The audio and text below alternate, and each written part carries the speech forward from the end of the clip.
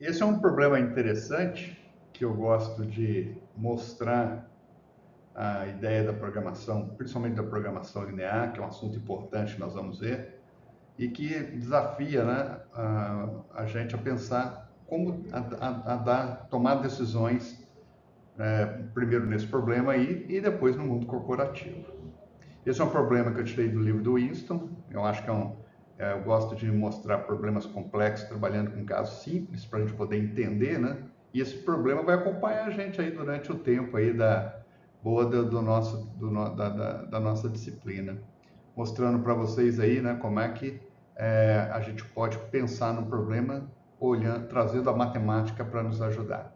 E também aproveitei, né, coloquei a ideia do Japeto aí no notebook da Google e ele gerou esses slides aí que eu estou usando para poder apresentar o problema para vocês de uma forma mais interessante, para poder despertar já desde o primeiro momento, né, a curiosidade, né, e ver como é que, e vocês vão constatar, né, como é que a matemática e depois a computação, né, vai nos ajudar a resolver problemas como esse aí.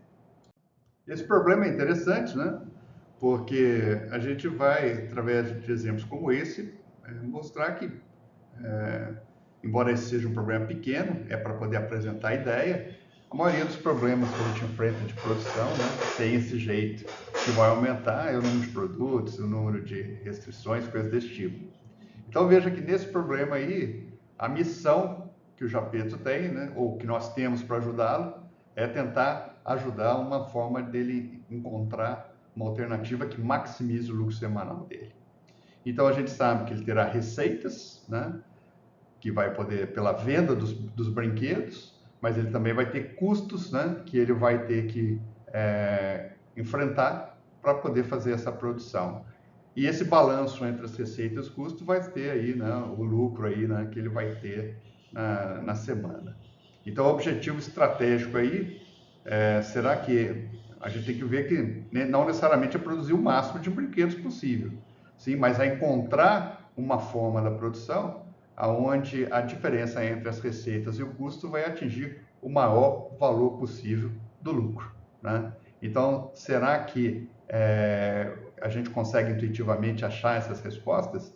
Talvez num problema simples como esse a gente consiga esgotar todas as possibilidades, mas imagine um problema real onde você tem dezenas de produtos, né, recursos, N recursos que você vai usar para poder fabricar os produtos, né?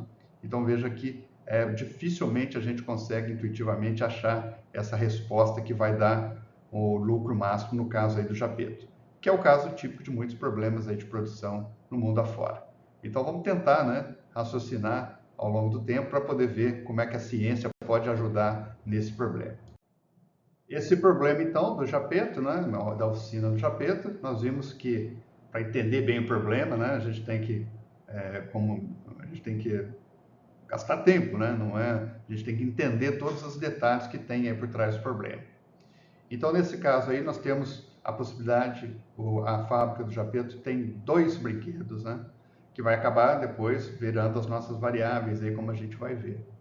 Então nós temos o soldado de madeira e nós temos o trem de madeira. Os dois têm mercado, os dois têm preço de venda, né? E os dois têm um apelo aí comercial para poder dar um lucro para o Japeto, né? Agora, qual é o detalhe? Esses dois produtos, tanto o soldado de madeira como o trem, né? Eles competem pelos mesmos recursos que a empresa tem. E aí começa o problema, né? Como é que nós vamos dividir esse recurso, né, que é usado para os dois brinquedos de forma que vai me levar para o máximo lucro? Então, olha que interessante, né? Então, esses dois brinquedos disputam recursos iguais dentro da empresa. Vamos detalhar ainda mais isso. Estudando aí um pouco mais cada um dos brinquedos, né, a gente vê que o primeiro, o soldado, ele tem um preço de venda de 27 por unidade, mas ele usa dois recursos, né, para que ele possa ser produzido. E consome para cada unidade 10 unidades monetárias de matéria-prima e 14 de mão de obra. Então vejam que ao descontar da receita bruta de 27 por soldado o preço da matéria-prima e o da mão de obra, ele tem um lucro, né, de 3 unidades monetárias. Já o trem, né, eu tenho aí um preço de venda de 21, tem um custo de matéria-prima por unidade de 9 e um custo de mão de obra de 10. Veja que são os mesmos recursos que são usados também para o soldado. Então, fazendo uma diferença aí do 21 menos 2 custos, nós temos aí 2 unidades monetárias de lucro. Então, quando a gente olha já no primeiro momento, né, isso pode criar viés também na decisão, que a gente tem que pensar nisso, nós vamos conversar bastante sobre esse assunto, né? O soldado gera uma margem de lucro maior do que o trem, né? 50%, 3 contra 2. Então aqui pode já ter um viés, né, de tentar olhar e direcionar a produção para que a gente possa ter um número máximo de soldados possível, né? Será que isso é o melhor? Né? Então essa é a questão que nós vamos colocar e debater ao longo da solução que a gente vai ver para esse problema do chapeto. Olhando aí, né, para a produção da oficina, para a gente entender o processo, para que a gente possa depois traduzir isso tudo, como a gente vai ver no modelo matemático, a gente vê que cada unidade, né, independente se é um soldado ou se é um trem, ela tem aí, vai usar matéria-prima, né? Nesse caso, a gente vê que, pelo menos na colocação do nosso problema, não tem um problema de disponibilidade, tem demanda ilimitada, né? Ou seja, o que eu precisar de madeira, isso não vai restringir a minha solução. Já não acontece isso com a carpintaria, né? E com acabamento, por exemplo, a pintura, coisas desse tipo. Então, os dois produtos, soldados e os trens, vão passar por isso. E esses dois recursos a gente tem limitações ao longo da semana, né? Então, isso vai segurar a minha produção possível aí dentro do objetivo de maximizar o nosso lucro. Como nós vamos trabalhar de uma maneira em que a gente não vai deixar a intuição ajudar a gente na decisão, né? Nós vamos trabalhar com a razão. Nós já conversamos um pouco sobre isso, né? De que nem sempre o que parece que a intuição leva a gente é o correto. O problema de combinação matemática às vezes surpreende a gente com a resposta. Então a gente tem que se preparar para poder ter uma boa documentação para que a gente possa representar o problema da melhor maneira possível e trazer a razão para essa decisão. Não existe uma única maneira, né? Mas nesse problema a gente começa sintetizando para a gente entender o que tem na mão, né? Por exemplo, uma tabelinha aí mostrando que nós temos 2 brinquedos e quais são as etapas do processo que a gente precisa para poder fazer essa produção, né? E a gente começa então, nesse caso nós temos a carpintaria e o acabamento, e nós estamos anotando quanto de tempo que a gente consome desses recursos para produzir cada soldado e cada trem, né? Vejo aí que já aparece para a gente, né, que o soldado já exige o dobro do tempo de acabamento se eu comparar com o trem, né? Então ele vai usar mais esse recurso por unidade. Bom, e a gente vai ver então qual que é o efeito que isso vai ter, né, na hora que a gente tomar a decisão do que fazer. Dando uma olhada nesses duas etapas do processo, né?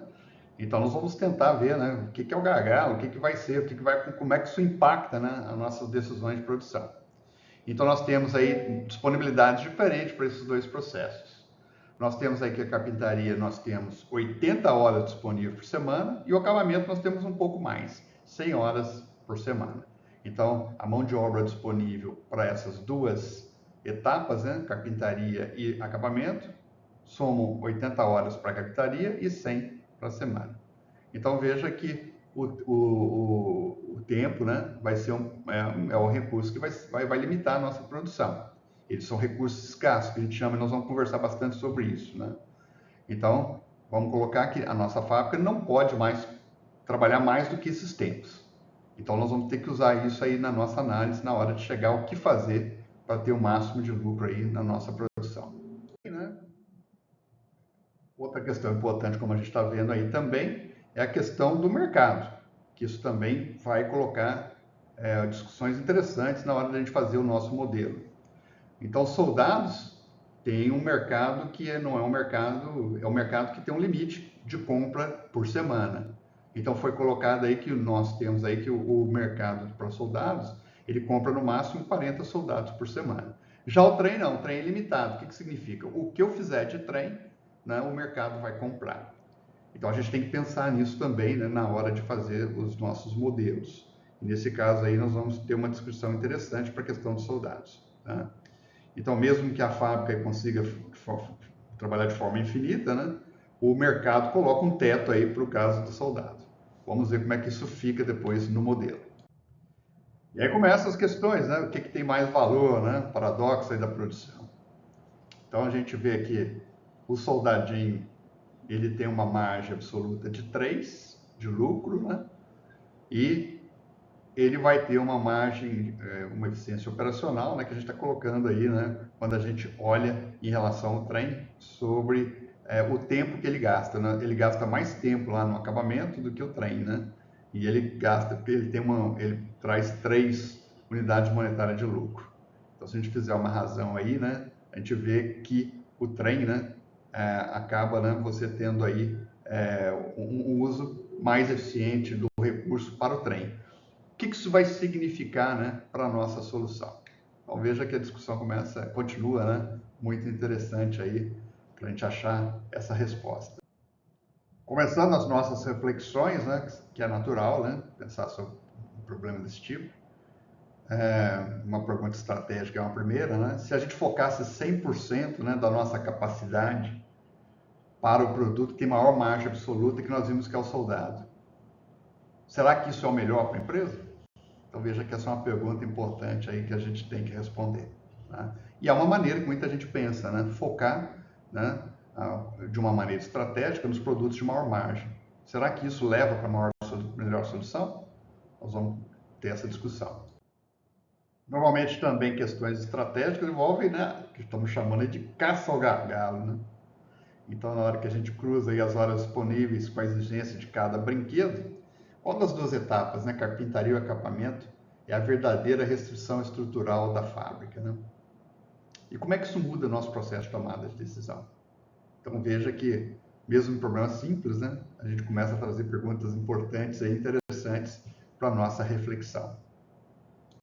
E aí, nós estamos aí, né, na nossa outra pergunta, né, e talvez a mais importante aí, né, no final das contas, qual é o equacionamento final para isso, né? Eu preciso saber o que fazer, soldados e trens, né? E quero ter o máximo lucro. E aí vem a pergunta, né, que vale muito. Qual é a combinação exata entre soldados e trens que esgota nossos recursos limitados de maneira mais inteligente, né? Respeitando, né, o mercado, como a gente viu, né, e entregando, né, para a empresa o maior lucro semanal possível. Então esse é o nosso desafio, né, de como pensar de uma maneira matemática para resolver esse problema, tendo certeza, né, de o que fazer para responder essa pergunta de qual é a ordem de produção para ter o lucro máximo. Vocês vão ver então a força que essa ferramenta que nós vamos estudar tem para olhar problemas desse tipo, né, e trazer uma solução que nos dê confiança para a tomada de decisão. E esse então passa a ser o nosso problema inicial, né, para poder começar a olhar, né, como que a teoria matemática, como que a teoria de otimização, programação linear vai nos permitir, né, juntar tudo isso que nós estamos colocando e encontrar, né, juntando as variáveis, restrições, todos os custos foram mapeados, para que a gente possa dar uma resposta com confiança no que fazer nessa decisão. Né? Então, pense aí, né? Como é que vocês encontrariam essa solução? Esse é o nosso desafio. Ao longo da disciplina, nós vamos apresentar várias discussões, né? Para que a gente possa olhar para esse problema, equacionar ele de forma matemática, resolver esse problema computacionalmente e entender, né, o impacto que isso vai ter, não só no lucro, mas também no uso, por exemplo, dos recursos aí que nós temos aí na nossa empresa. Então veja que, apesar de ser um problema simples, é um problema que vai nos mostrar, né, a força que essa ferramenta tem, que nós vamos estudar ao longo dessa disciplina.